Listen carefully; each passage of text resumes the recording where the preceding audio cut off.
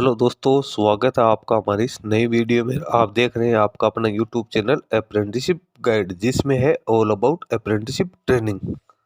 Army के directorate general of electronics and mechanical engineers यानी DGEME की ओर से ग्रुप सी के पदों के लिए रिक्रूटमेंट का एक नोटिफिकेशन वो जारी किया गया था, जिसके रिगार्डिंग मैंने एक वीडियो ऑलरेडी अपने चैनल पे बना के अपलोड कर रखा है। दोस्तों, इसमें कई तरह की वैकेंसीज है, निकाली गई है। 10th पास आउट कैंडिडेट्स के लिए वैकेंसी है, 12th पास आउट कैंडिडेट के लिए वैकेंसी है, आईटीआई पास आउट कैंडिडेट्स के लिए भी यहाँ पे वैकेंसी निकली गई। इसमें एलडीसी की 39 वैकेंसी है, फायरमैन की 7 है, व्हीकल मैकेनिक की 20 है, फिटर की 4 है, वेल्डर की 3 है, टेलीफोन ऑपरेटर की 1 है, वॉशरमैन की 2 है, इलेक्ट्रीशियन की 3 है, इलेक्ट्रीशियन हाईली स्किल्ड की यहाँ पे 7 वैकेंसी है, वो यहाँ पे निकाली गई है। ट्रेड्समैन मेट की 62 वैकेंसी है, मशीनिस्ट की 12 है, टेलीकॉम मैकेनिक की 16 है। अब फॉलेस्टर स्किल की 3 है, स्टोर कीपर की 12 है, 3 है, कॉपर स्मिथ की 1 है, कुक की 1 है और इंजीनियर इक्विपमेंट मैकेनिक की 1 है। टोटल 194 पदों के लिए वैकेंसी निकाली गई है, जिसका एप्लीकेशन फॉर्म है ऑफलाइन मोड में यहाँ पे कैंडिडेट को फिलअप करना होगा। 4/10/2025 से 24/10/2025 को शाम को 5 बजे तक आप इसका एप्लीकेशन फॉर्म है ऑफलाइन मोड में ऑर्डिनरी डाक से वो फिलअप कर सकते हैं। लेकिन आज की वीडियो में अपने यहाँ पे डिस्कशन करेंगे उसका यहाँ पे जो मेन मोटिव है कि जो कैंडिडेट एप्लीकेशन फॉर्म भरने जा रहे हैं उन कैंडिडेट्स का सिलेक्शन किस बेस पे किया जाएगा, यानी एग्जाम पैटर्न क्या रहेगा, एग्जाम का सिलेबस क्या रहेगा, सारी जानकारी आपको इस वीडियो में आपको देने वाला हूं। तो जो भी कैंडिडेट एप्लीकेशन फॉर्म सबमिट करें उन कैंडिडेट्स के दिमाग में ये चीज होनी चाहिए कि इस जो डीजीएमई की ओर से जो रिक्रूटमेंट निकाली गई है ग्रुप सी के पदों के लिए, इसमें सिलेक्शन प्रोसेस क्या रहने वाली है, ताकि कैंडिडेट उसी के अनुसार तैयार कर सके। दोस्तों, यहाँ पे जो कैंडिडेट के लिए सिलेक्शन प्रोसेस है वो पोस्ट वाइज अलग अलग हो सकती है। कई ऐसे यहाँ पे पोस्ट है जिनके लिए स्किल टेस्ट भी किया जाएगा, कई ऐसी है जिसमें फिजिकल मेजरमेंट का टेस्ट भी होगा, और कई ऐसी वैकेंसीज है जिसके अंदर है सिर्फ रिटन टेस्ट के आधार पे कैंडिडेट की शॉर्ट लिस्टिंग है वो यहाँ पे रहने वाले। तो सारी जानकारी इस वीडियो में स्टेप बाय स्टेप मैं आप लोगों को बताने वाला हूँ।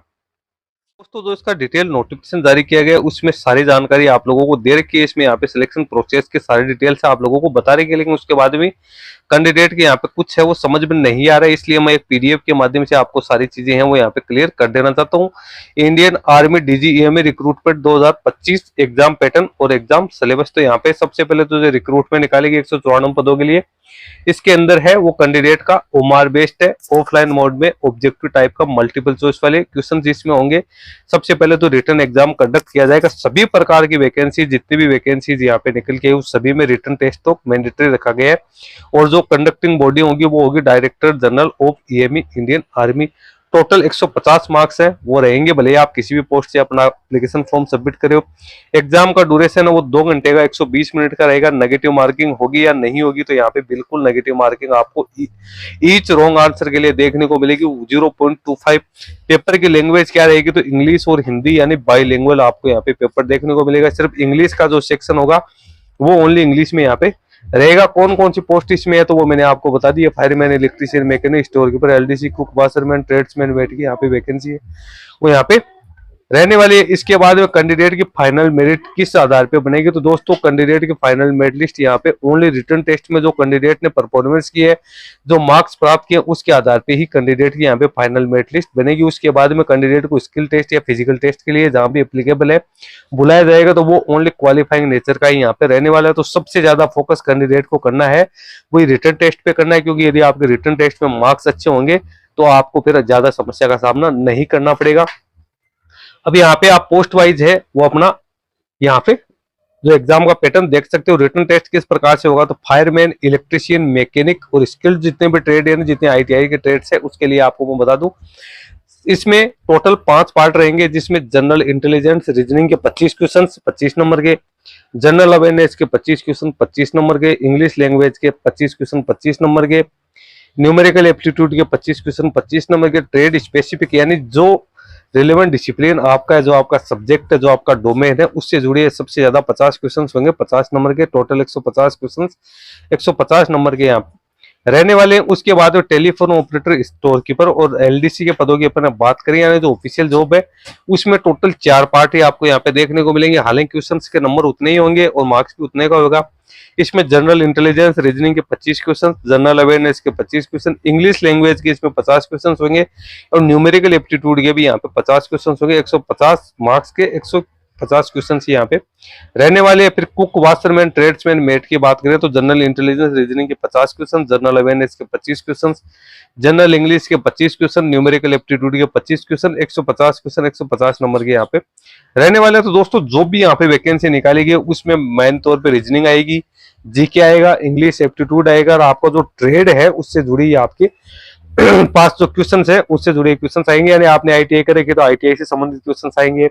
10th पास आउट की वैकेंसी में आप अपना एप्लीकेशन फॉर्म भरे तो 10th पास आउट के स्टैंडर्ड के यहाँ पे क्वेश्चन आएंगे। 12th पास है तो 12th पास आउट स्टैंडर्ड के क्वेश्चन यहाँ पे आएंगे। कुल मिला के अपन बात करें कि आपके एजुकेशन क्वालिफिकेशन के अकॉर्डिंग ये आपका पेपर है वो यहाँ पे सेट किया जाएगा। इसमें जो भी आपकी पोस्ट वाइज है वो यहाँ पे कैंडिडेट है, पोस्ट वाइज है वो आपका सिलेबस यहाँ पे अलग अलग होगा। इसमें मैंने आपको डिटेल्स में बता दिया है। 12th पास, 10th पास और आईटीआई के लिए अलग अलग सिलेबस यहाँ पे रहने वाला है।